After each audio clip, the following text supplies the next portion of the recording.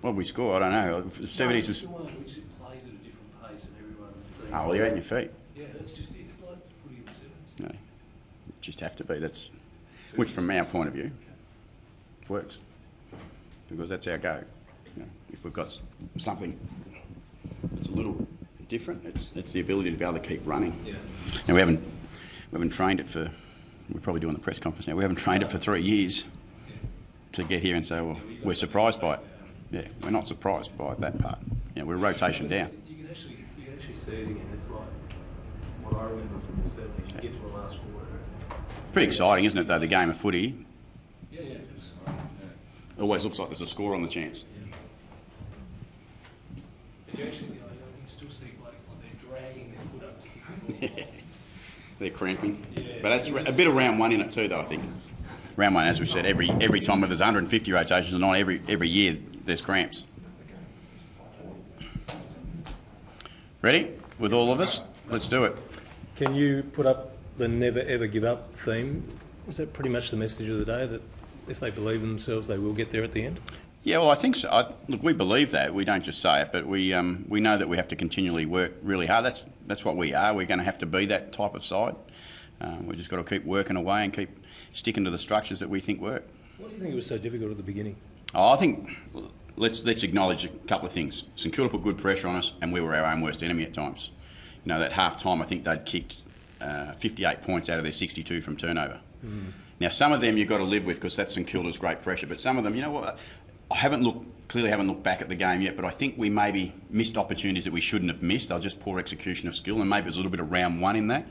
And I thought St Kilda were really good at being able to make us pay. Does that clearance number worry you, that St Kilda dominated the clearances? Always worries, because that's when you find it really difficult to get the ball. You've got to do all your work probably from the back half, and that's a hard way to play footy. But we're work in progress. The boys couldn't have worked any harder over the summer at making sure they improve in those areas. But today it was St Kilda's day in that space. So the captain gave them a fair bit of a spray at quarter time. How did you handle them at 3/4? Oh no, I was pretty strong in belief at 3/4 time that we would got things back where we wanted them. I thought the style of football that we played in the third quarter, after they got hold of a little bit at the start, but then we actually were able to, I think we're 20 and a bit maybe down, I'm not quite sure. And by 3/4 time, I'm not sure if we were down a goal or level, I can't remember, to be honest. But I thought we'd worked that back into a position of we were running hard and we were playing the style of footy we wanted to play, so hopefully we're going to be able to finish it in the last quarter. The way St Kilda were able to get over the top of you and behind you and score goals, what was that all about? It's our ability to defend the ball in our front half, and we just, they're quite simple little things. That you don't get a good spoil on, you don't get a good fist to the ball, you don't keep the ball in front, you run to the wrong positions at the wrong time, and they were able to outnumber you at crucial parts of the ground. So we're not going to go away from that, and that'll happen to us a bit, that you'll see sides perhaps get a goal over the back, but the modern game of football, if you don't press your front half, you probably pay a bigger price. And in the end, we were able to, if you look at front half turnover, I think in the second half we had 27 compared to 11 in the first half. That was the game. Was the defence dragging itself up too much, or do you think there's an issue? No, I think that's the way we have to play. I think that's certainly the way we have to play, and it's more the ability to win that contest ball that was either in the air or on the ground, and St Kilda were good enough to do that on the day. And of course, if they do that, they're going to get you out the back.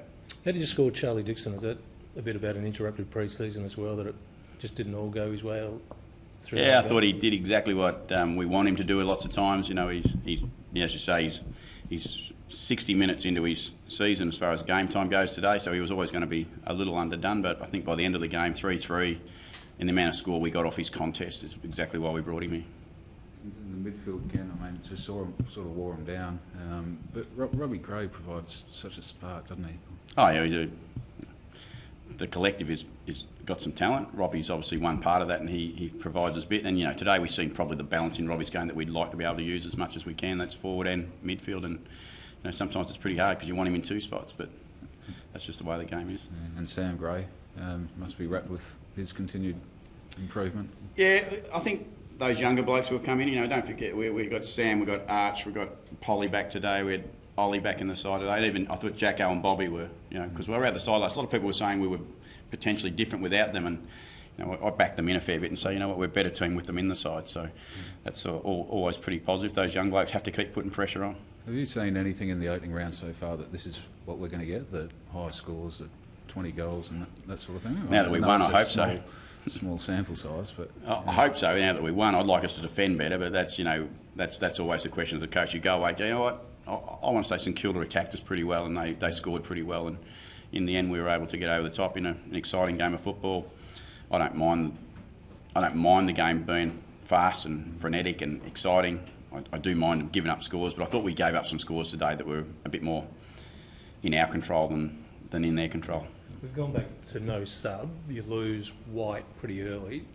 How do you think we're managing that with the limited rotations? Is the sub still relevant or irrelevant now? No, it doesn't worry me. It's not an issue. I think if you lost three players, obviously it becomes an issue. But I thought it is a bit of a tick for our fitness. Let's be honest. It's we're Whitey down 10 minutes into the first quarter in warmish conditions, fast game of football.